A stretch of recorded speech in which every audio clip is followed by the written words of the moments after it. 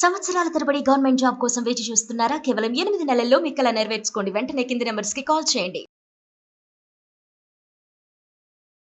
నమస్తే రమగారు. నమస్తే జయ. రమగారు, ఏదైనా మంచి కథ ఒకటి చెప్పుకుందామండి. భర్తను గెలిచిన భార్య సూపర్.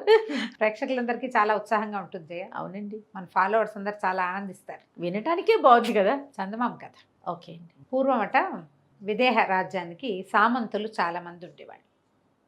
సామంతుల్లో ఒక ఆయన వీరసేనుడు. ఆయన వృద్ధుడయ్యే నాటికి ఆయనకి జయంతుడని ఒక యుక్త వయసుకు వచ్చిన కుమారుడు ఉండేవాడు. ఆయన ఈ జయంతుడితో పాటు మాలిని అని ఒక పిల్లని కూడా పెంచాడు. ఆయన చనిపోయాడు కానీ ఈ పిల్లని పెంచాడు. ఈ పిల్ల ఎవరంటే ఒక మూలికా వైద్యుడి కూతురు. ఏదో సందర్భంలో ఈయనకు దెబ్బ తగిలితే ఆ మూలికా వైద్యం చేసిన ఆయన బాగా సహాయం చేశాడు, వైద్యం చేశాడు. ఈయన ఆరోగ్యం చిక్కింది. వాళ్ళింటికి వీళ్ళింటికి రాకపోక ఉండేవి. ఆ మూలికా వైద్యుడు సడన్గా మరణించాడు. ఆయనకు ఒక కూతురు ఉంది, మాలిని. ఆ పిల్ల ఈయన ఏం చేశాడంటే ఆయన మరణించేసరికల్లా నా అన్నవాళ్ళు లేని ఆ పిల్లని తెచ్చి తన భార్య అయిన లక్ష్మీదేవికి అప్పచెప్పాడు. ఈ పిల్లని కూడా పెంచు మనవాడితో పాటు అని. వీళ్ళింట్లో పెరిగింది మాలిని. అయితే ఈయనకి జయంతుడు కొడుకున్నాడు కదా. ఈ జయంతుడు మాలిని ఒక ఇంట్లోనే పెరిగారు. మాలినికి చిన్నప్పటి నుంచి జయంతుడు అంటే ప్రేమ, ఇష్టం. కానీ జయంతుడు ఎప్పుడు ఆ పిల్లని పెద్దగా పట్టించుకోలేదు. తమ ఇంట్లోనే ఉండటం, ఆ పిల్ల తనని అట్రాక్ట్ చేయడానికి ఏ వేషము వేయకపోవటంతో అతను ఈ పిల్ల బాగుందని అందుకని చక్కగా అదేదైనా వాళ్ళ చూపులు అవి చూస్తే బాగుండేది. ఆ పిల్ల ఎప్పుడూ చూసేది కాదు. కానీ ఇతనంటే ఇష్టం ఆ పిల్లకి. ఇద్దరు యుక్త వయస్కులు అయ్యారు. వీరసేనుడు మరణించాడు. ఈ అబ్బాయి సామంతుడుగానే ఏదో సుమారుగా సామంతుడి కుమారుడుగా ఉండేవాడు. మాలిని ఎంత ఇష్టం ఉన్నా అది ఏమనుకునేదంటే అమ్మాయి, నేను వీళ్ళింటో గతి లేక పెరిగేదాన్ని, ఇతను ఏ సామంతుడి కుమార్తెనో లేకపోతే రాజుగారి కుమార్తెనో పెళ్లి చేసుకోగలిగేంత ఘనత ఉన్నవాడు, మనకెక్కడ లభిస్తుంది ఇలాంటిది అని ఇట్లా తన తన దీని పట్ల అంటే తన పరిస్థితిని బట్టి ఆ అమ్మాయి ఎప్పుడూ అతన్ని కొంచెం హేళగా ఏదైనా సైగ చేయటం లాంటివి కూడా చేసేది కాదు. కామ్గా ఉండేది. అయితే ఏమైంది, రాజుగారి దగ్గర నుంచి శశిభూషణ్ అని ఒక ఆయన వచ్చాడు వీళ్ళ దగ్గరికి. వచ్చి లక్ష్మీదేవి గారికి ఏం చెప్పాడంటే, అమ్మ, రాజుగారికి ఏదో తీవ్రమైన జబ్బు చేసింది, ఆయన ఎన్నాళ్ళు టీకా ఇస్తాడో మనకు తెలియదు, మరి నీ కుమారుడు యుక్త వయస్కుడు ఏదో ఇంట్లో పెట్టుకుని ఉంచుకోవద్దు, నీ భర్త ఏ స్థానంలో ఆ స్థానంలో ఉన్నాడో, మహారాజా స్థానంలో ఏ ప్లేస్లో ఉన్నాడో ఆ ప్లేస్కి నీ కుమారుడు సరిపోతాడు. రాజుగారు ఆరోగ్యంగా ఉండగానే పిల్లవాడిని కనుక అక్కడికి పంపేవంటే మరి ఇతనికి ఉద్యోగం స్థిరపడిపోతుంది, సామంతు గారి కొడుగ్గా కాకుండా సామంతుడుగా ఉంటాడు అని నచ్చజెప్పాడు. నచ్చజెప్పేసరికల్లా ఈవిడ ఆలోచించి కొడుకుని పంపడానికి నిశ్చయమైంది. కొడుకుని ఎక్కడికి పంపాలి, వీళ్ళు ఉన్నది చిన్న ఊరు, మహారాజాస్థానికి పంపాలంటే విదేహకి పంపించేసేయాలి. ఈ అబ్బాయి వెళ్ళిపోతాడనగానే ఈ పిల్ల మెల్లిమెల్లిగా కళ్ళ నీళ్ళు తుడుచుకోవటం మొదలుపెట్టింది. తుడుచుకుంటుంటే ఏమన్నది, ఆవిడ అడిగింది 1-2 సార్లు, ఎందుకే అమ్మాయి అంటే, పాపం రాజుగారికి జబ్బు చేసిందని బాధగా ఉందండి అని. తర్వాత ఇంకో 2 రోజులు పోయాక అతను బయలుదేరాడు. వెళ్ళాక కూడా ఈ పిల్ల కళ్ళు తుడుచుకుంటోంది. ఈవిడికి డౌట్ వచ్చింది, ఎందుకు ఈ పిల్ల ఇట్లా ఎంతసేపు కళ్ళు తుడుచుకుంటోందంటే, ఈ అమ్మాయి ఏమంది, ఆవిడ అడిగింది, ఎందుకే కళ్ళ నీళ్ళు పెట్టుకుంటాం అమ్మడు అని అడిగితే, రాజుగారి వైద్యం నేను కుదర్చగలను, కానీ నన్ను ఎవరు పంపిస్తారు, నన్ను ఎవరు ఒప్పుకుంటారు, అందుకని ఏడుస్తానంటే ఆవిడకి నవ్వొచ్చింది. అది కాదే, జయంతుడు వెళ్ళిపోయాడని ఏడుస్తున్నావు కదా నువ్వు అని బాగా నిలదీసి అడిగింది. అవును, జయంతుడు అంటే ఇష్టమని ఒప్పుకున్నాక ఏమంది, రాజుగారికి వైద్యం చేయగలను అత్త నేను అని చెప్పేసరికల్లా, మా నాన్న నాకు ఇలాంటి వైద్యాలు చాలా చెప్పాడు చిన్నప్పుడు, 12-10 ఏళ్ళు వచ్చేదాకా తండ్రితో ఉంది, కొన్ని మూలికలు నేను గుర్తుపడతాను కూడా, మా నాన్న తీసుకెళ్ళేవాడు అని చెప్పేసరికల్లా, సరే ఈవిడ ఏం చేసింది, పిల్ల వైద్యం చేసినా చేయకపోయినా జయంతుడిని ఒకసారి చూసి వస్తుందని రాజాస్థానానికి కబురు చేసి ఈ పిల్లని బండి కట్టించి పంపించింది. బండి కట్టించి పంపించేసరికల్లా ఈ సామంతుడి ఇంటి నుంచి వచ్చింది కాబట్టి రాజుగారి అమ్మాయిని లోపల రానిచ్చాడు, కానీ ఈ చిన్న పిల్లని చూసేసరికల్లా ఆయన తెల్లబోయాడు. ఈ పిల్లని చూస్తే దానికో 18-19 ఏళ్ళు ఉంటాయి. ఈ 18 ఏళ్ల చిన్నపిల్ల ఇది నాకేం వైద్యం చేస్తుంది, మూలికా వైద్యం చిన్న పనే, ఎంత తలపండిపోవాలి దానికి. ఆయన ఏమన్నాడంటే, ఇగో నాకు నీ వైద్యం మీద నమ్మకం లేదు, వైద్యం సరిగ్గా కుదరపోతే నీ తలది ఇస్తా, వైద్యం కనుక కుదిరి నాకు జబ్బు కుదిరిపోతే ఆ స్థానంలో నువ్వు ఎవరిని కావాలంటే వాళ్ళకి ఇచ్చి నేను వివాహం చేస్తానని ఒప్పుకున్నాడు. బాగుందిగా, నువ్వు యుక్త వయస్కులవి పిల్లవి, పెళ్లి కావాల్సిన పిల్లవి కాబట్టి నీకు అద్భుతమైన పెద్ద కుటుంబంలో వివాహం జరిపిస్తా, మందు కుదరలేదో నీ తల దించేది నీకు నిరుకేనని అన్నాడు. ఆ అమ్మాయి ఒప్పుకుంది. 4 రోజుల్లో రాజుగారి జబ్బు కాస్త కుదిరిపోయింది. అమ్మాయి వచ్చేటప్పుడు మూలికలు పుచ్చుకొచ్చింది. శశిభూషణ్ వచ్చాడు కదా, ఆయన రాజుగారికి ఉన్న వ్యాధి లక్షణం అన్నీ చెప్పాడు. అమ్మాయికి ముందే తెలుసు, అక్కడి నుంచి మూలికలు పుచ్చుకొచ్చింది. మూలికా వైద్యం కుదిరింది, రాజుకు గుణం కనపడింది, శుభ్రంగా తయారయ్యాడు. 4 రోజుల కల్లా బాధలు తగ్గిపోయింది. ఆయన ఒక వారం రోజులు బాగా పుష్టి పుంజుకున్నాక ఒకరోజు మొత్తం ఆస్థానం అంతా మోహరించినప్పుడు ఈ పిల్లని వెంబడి పెట్టుకెళ్ళి అందరినీ చూపించి, వీళ్ళల్లో నువ్వు ఎవరిని పెళ్లి చేసుకుంటావో చెప్పు, నువ్వు ఎవరినంటే వాడికి ఇచ్చి నిన్ను పెళ్లి చేస్తానన్నాడు. రాజుగారు ఆజ్ఞ శిరసావహించాల్సిందేగా.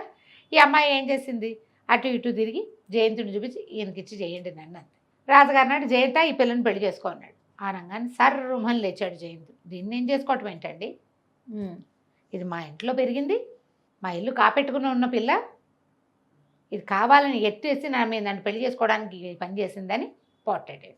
అనేసరికి ఈ పిల్ల అవమానపడిపోయింది. సభలో అట్లా అంటే అవమానం కాదు మరి, మా ఇంట్లో ఎంగిలి మెతుకులు తింది పెరిగింది ఇలాంటి మాటలు అంటే అమ్మాయి తలదించుకుని వద్దులేండి, వివాహం వద్దు, పోనీలేండి, నన్ను ఊరు పంపించేసేయండి అది అనగానే రాజు అన్నాడు, హత్తేరి నేను అన్నమాట కాదంటావా, పెళ్ళైతే నువ్వు చేసుకుని తీరాల్సిందేనన్నాడు. జయంతుడు కొళ్ళు మండిపోయింది. ఇప్పుడు కాదంటే సామంతు ఉద్యోగం పోతుంది, అదే తల్లి ఏమంటుందో ఆలోచించుకుని సరేనన్నాడు. వివాహం జరిగిపోయాక ఆ రోజు సాయంకాలం చెప్పాడు ఆయన, జయంతుడు ఏదో నన్ను పెళ్లి చేసుకుని సాధించాను అనుకుంటున్నావేమో, ఎప్పటికీ నువ్వు నా పెళ్ళానివి కాలేవు, రాజుగారి ముచ్చట కోసం పెళ్లి చేసుకున్నా కానీ నీతో కాపురం చేసే ఉత్సాహం నాకు లేదు, నువ్వెవరో నేనెవరో, ఎక్కడికి పోతావో పో అనేసరికి అలా పిల్లయ్యి అక్కడి నుంచి పిల్లేచాక వెళ్ళిపోయాడు. ఇల్లు వదిలిపెట్టి వెళ్ళేటప్పుడు ఉత్తరం ఏమని రాశాడంటే, నువ్వెప్పటికీ నా భార్యవి కాలేవు, నా ఉంగరం నీ చేతికి ఏనాడు వస్తుందో ఆనాటికి నువ్వు నా భార్య అనుకో, అది జన్మలో జరిగే పని కాదని ఊరు వదిలిపెట్టి వెళ్ళిపోయాడు. ఈ పిల్ల బేకమొహం వేసింది. ఇంతలో వాళ్ళ అమ్మ కూడా వచ్చిందిగా పెళ్ళికి. ఆవిడెవరెవరో వీడు ఇంత పని చేశాడని పిల్లని బతిమలాడి ఏదో ఓదార్చింది. ఈ వెళ్ళిన జయంతుడు కాశీరాజు దగ్గర ఉద్యోగానికి చేరాడు.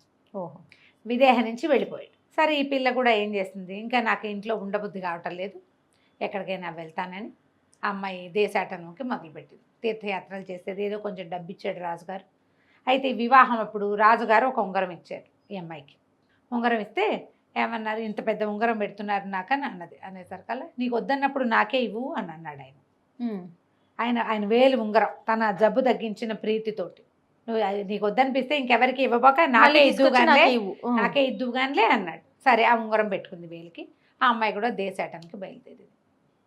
క్రమంగా అటాటాటాట కాశీనగరానికి చేరింది. ఈ కాశీనగరంలో ఒక రాజకుటుంబానికి సంబంధించిన వాళ్ళు ఉన్నారు. ఆవిడ పేరు విమలాదేవి, భర్త లేడు, ఆవిడకి నీలవేణి అని ఒక కూతురు ఉంది, పిల్ల బాగుంటుంది. ఈ జయంతుడు కాశీరాజ్యానికి వచ్చాక అతనికి దృష్టి ఈ నీలవేణి మీద పడింది. ఈ అమ్మాయిని వివాహం చేసుకుంటానని కబురు చేస్తే వాళ్ళు ఇంకా ఒప్పుకోలే. వీళ్ళు చాలా సామాన్య కుటుంబీకులు, అవతానికి రాజకుటుంబమే కానీ ఆస్తి స్వాస్థ్యం ఉన్నవాళ్ళు కాదు.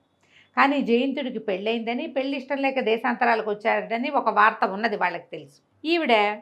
ఈ అమ్మాయి మన మాలిని ఆ విమలాదేవి గారింటికి చేరింది. ఓకే, దేశాటం చేస్తూ తీర్థయాత్రలు చేసుకుంటూ వీళ్ళింటికి చేరేసరికల్లా సరే ఆవిడ ఒక సందర్భంలో చెప్పింది, ఈ పిల్లాడు ఒక అబ్బాయి అడుగుతున్నాడు, అతనికి వివాహం అయిందంటున్నారు, అది ఇది అనేసరికల్లా ఇవి బాగా ఆలోచించుకుని ఏం చేసింది, వాళ్ళకి నిజం చెప్పేసింది, నేనే అతని భార్యని, ఓ పని చేయండి, పిలిపించండి, ఈ అమ్మాయి మాట్లాడతాను, ఈ అమ్మాయితో మాట్లాడతానని అడుగుతున్నాడు, పిలిపించండి, నేను చెప్పినట్టుగా మాట్లాడితే చాలు, మీకు అనంతమైన సంపద మీ పరం చేస్తానని ఒప్పించుకుంటే సరే ఏం చేసింది, అతన్ని జయంతుడికి కబురు చేయించింది.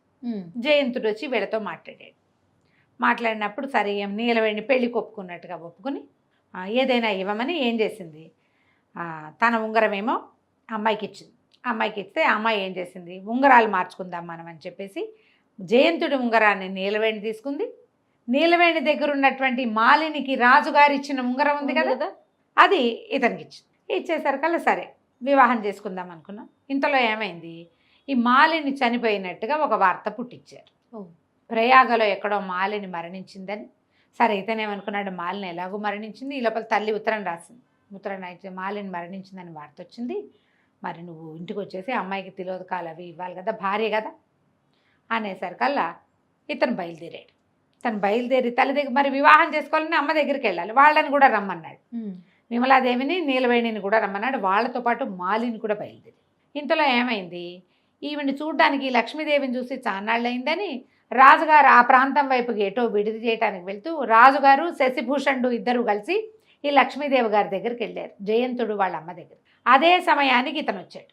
వచ్చేసరికల్లా మాలిని ఎలా ఉంది ఏమిటి అని రాజుగారు అడిగేసరికల్లా మాలిని చనిపోయిందన్న వార్త చెప్తే ఆయన చాలా బాధపడ్డాడు. అయ్యో నాకు వైద్యం చేసింది ఎంత చక్కటి పిల్ల, జయంతుడికి ప్రాప్తం లేకపోయిందంటే శశిభూషణ్ అన్నాడు, జయంతుడు ఎట్లాంటి దురదృష్టవంతుడు, రాజు మాట నిలబెట్టలా, తల్లి మాట నిలబెట్టలా, భార్యని పోగొట్టుకున్నాడు. సరే ఈ మాటల సందర్భంలో ఈయన జయంతుడికి వేలుకున్న తన ఉంగరాన్ని చూశాడు రాజుగారు. ఆయనకి ఏం డౌట్ వచ్చింది, మాలిని చనిపోవటం ఏంటి, జయంతుడే దాన్ని చంపేశాడు. ఆ పిల్ల వేలికి నేను ఇచ్చిన ఉంగరం ఉంది. అమ్మాయి ఏం చెప్పింది, నా ఉంగరాన్ని మళ్ళీ మీకే ఇస్తానది, నేను పెట్టుకోలేకపోతే మీకే ఇస్తానది. నా దగ్గరికి రావాల్సిన ఉంగరం జయంతుడి వేలికి ఎలా వచ్చింది, జయంతుడి వేలికి ఎలా వచ్చింది అనేసరికల్లా వెంటనే జయంత చెప్పు, నిజం చెప్పు, నువ్వు మాలిని నువ్వు నా ప్రాణదాత, ఆ పిల్లని నువ్వు చంపేసి ఉంటావు, ఈ ఉంగరం నీ దగ్గరికి ఎలా వచ్చిందని చెడామడ అరిచాడు ఆయన. అరిస్తే ఇతను పెళ్లి సంబంధం మాట చెప్పకుండా ఎవరో ఒక అమ్మాయి ఎక్కడికో వెళ్తూ నా మీద విసిరేసిందని నువ్వు కట్టుకథ ఏదో చెప్పబోయాడు. చెప్పినా రాజు నమ్మల. ఈ వీడే ఆ మాలిని ఏలుకోవటం ఇష్టం లేక ఆ పిల్లని చంపేసి ఉంటాడు, అందుకే దాని వేలు ఉంగరం వీడి దగ్గరికి వచ్చింది, లేకపోతే ఎట్టా వస్తుంది నీ దగ్గరికి. అది ఇంతలో ఏమైంది, ఆ సుభద్రాదేవి మన విమలాదేవిను కూతురు ఈవిడ అమ్మాయి నీలవేణి వచ్చారు. వచ్చేసరికల్లా మాట్లాడుకుంటే ఇతను ఈ అమ్మాయిని నేను వివాహం చేసుకోదలుచుకున్నానని చెప్పాడు. చెప్పేసరికల్లా ఆ అమ్మాయి ఏమంది, నేనేం వివాహం చేసుకోను, ఈయన నాకేం ఇవ్వలేదు, ఈ ఉంగరం ఈవిడ ఇచ్చిందంటే నేను ఎక్కడిచ్చాను నాకు తెలియదు అంటుంది అమ్మాయి. రాజుకు అర్థం కాల. ఇతను వీళ్ళ పేరు చెప్తాడు, వాళ్ళేమో మాకు తెలియదు అంటారు, నేను ఈ అమ్మాయికి ఉంగరం ఇచ్చానంటాడు, నాకేం ఉంగరం ఇవ్వలేదు, నా వేలికి ఉంగరం ఏమీ లేదంటుంది అమ్మాయి. ఇతను ఉంగరం ఏమైంది. ఇంతలో మాలిని వచ్చి ప్రభువుకు నమస్కారం చేసింది, అత్తగారికి దండం పెట్టింది, శశిభూషణ్కి దండం పెట్టేసరికల్లా ఆయన వాళ్ళని, అమ్మ బతికే ఉన్నావా, నువ్వు చనిపోయావని చాలా బాధపడుతున్నాం మేము అనేసరికల్లా నేను బతికే ఉన్నాను.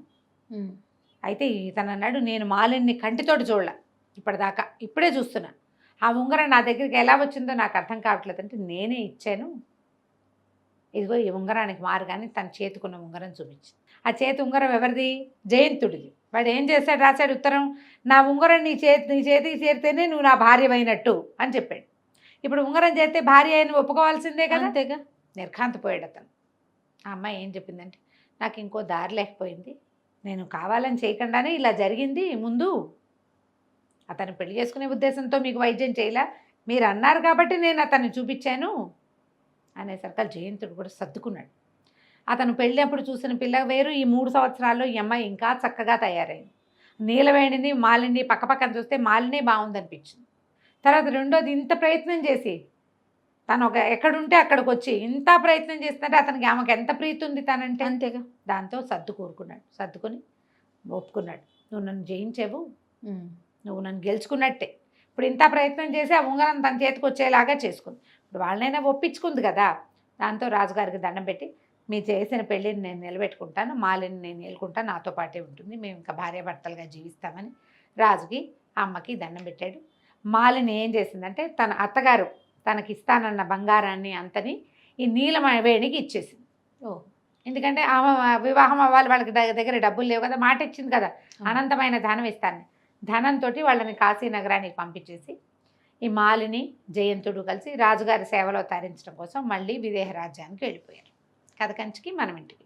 చాలా బాగుందండి. నమస్తే. నమస్తే.